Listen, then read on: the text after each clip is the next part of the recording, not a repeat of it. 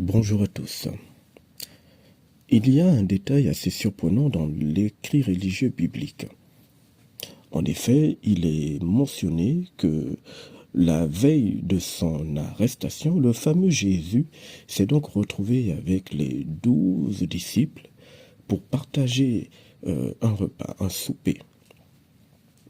Et il a même prononcé certaines paroles devenues légendaires dans le milieu religieux. Les fêtes ceci en mémoire de moi, et tout ce qu'il a sorti. Mais ce qui est ici intéressant, c'est de se rendre compte que c'est lui qui les a réunis pour partager le repas. Sachant que la même entité, c'est une entité.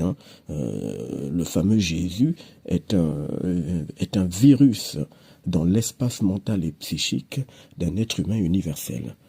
C'est un virus bien réel.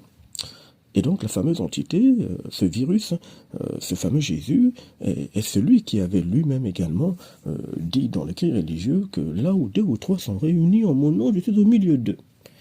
Et beaucoup de gens ne savent peut-être pas trop ce que ça signifie dans le réel.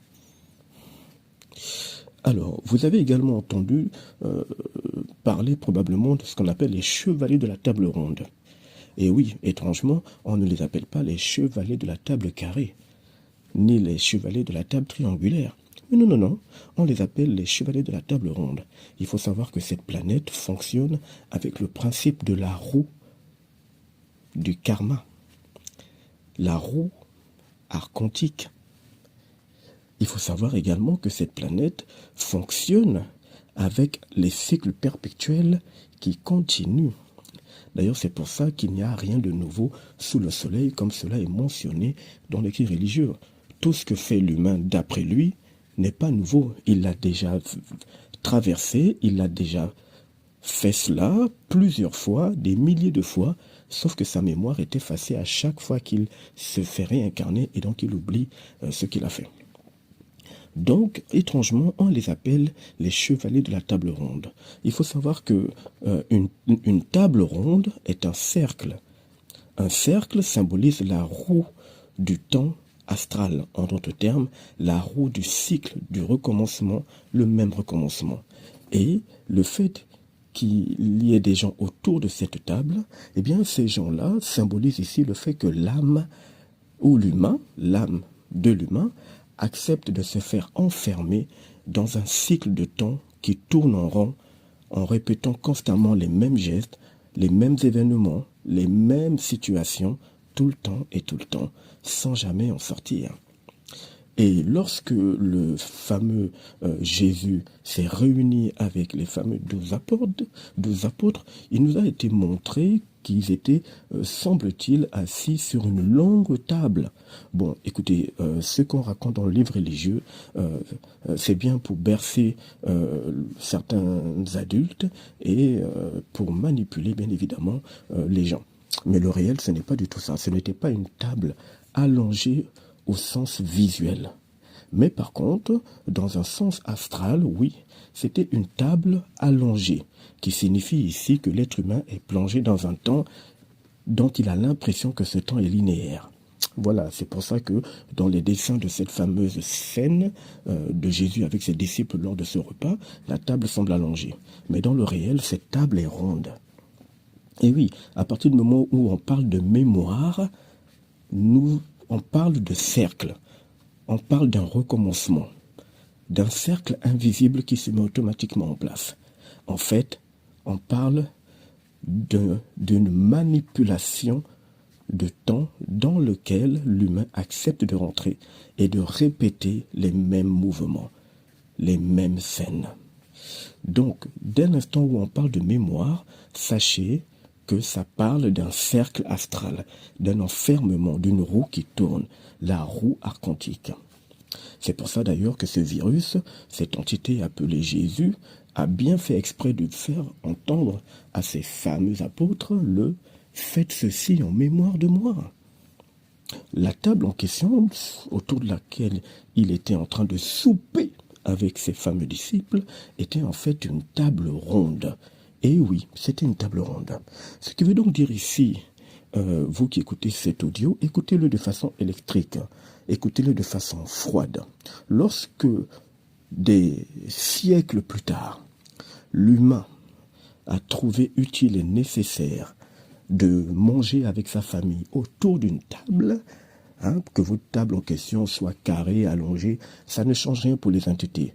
Toutes les tables ont la même symbolique en astral, c'est-à-dire c'est à la fois allongé, qui signifie le temps linéaire perçu par l'humain, et en même temps, dans le réel, cette table est ronde. Ce qui veut donc dire ici que lorsque vous vous réunissez pour un repas en famille, un dîner ou peu importe, ou avec des amis, en fait, vous vous réunissez autour de cette table qui symbolise la scène que ce fameux Jésus a eu à faire avec ses disciples. Et vous validez ici le fait que vous voulez rentrer, que vous entrez dans le cercle qu'ils ont mis en place ou qu'il a mis en place avec ses prototypes et ses acolytes appelés les archontes, les entités parasites. Chaque fois que vous mangez chez vous, et vous allez même voir que dans certains programmes de documentaires et tout ce que vous voulez, dans certaines émissions, la plupart des gens dans certains villages, notamment en Afrique, en Inde ou ailleurs, lorsqu'ils veulent manger, ils se mettent en cercle. Le plat est au milieu et ils sont en cercle. Oui, parce que chaque fois que les gens se réunissent pour manger, eh bien, automatiquement, la symbolique du cercle astral d'entité se met en place et les âmes sont piégées dans un cycle sans fin. Physiquement, vous ne le ressentez pas, mais en astral, vos âmes, les âmes humaines, sont plongées dans cette mémoire. Faites ceci en mémoire de moi, bien plongé même. Donc des contrats sont signés à tout va. Et pour fêter ces contrats qui sont signés, il faut partager un repas.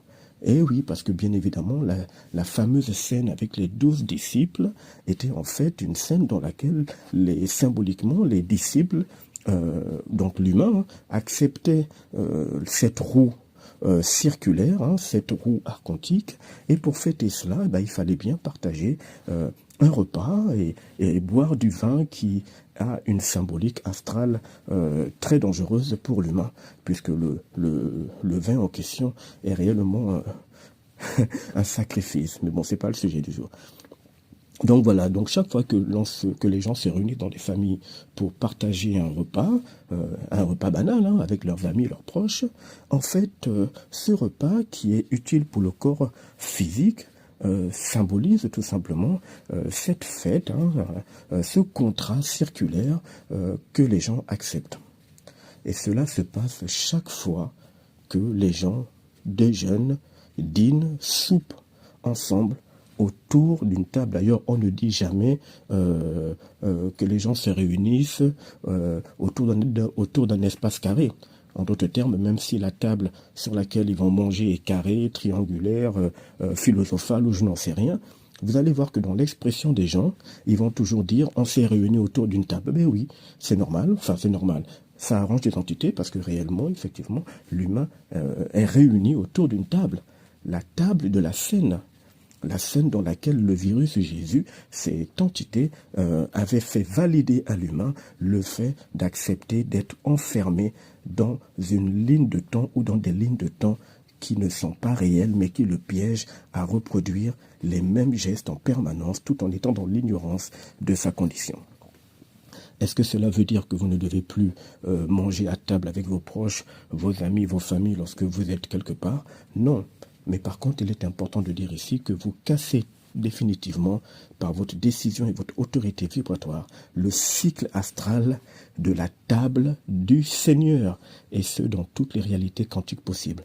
Il est important de dire que vous refusez l'entrée dans ce cercle parce que vous êtes un être souverain et que vous n'êtes dans aucun cercle.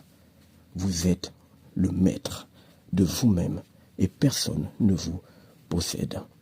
Voilà donc ce que je voulais vous partager aujourd'hui et je vous dis à très bientôt.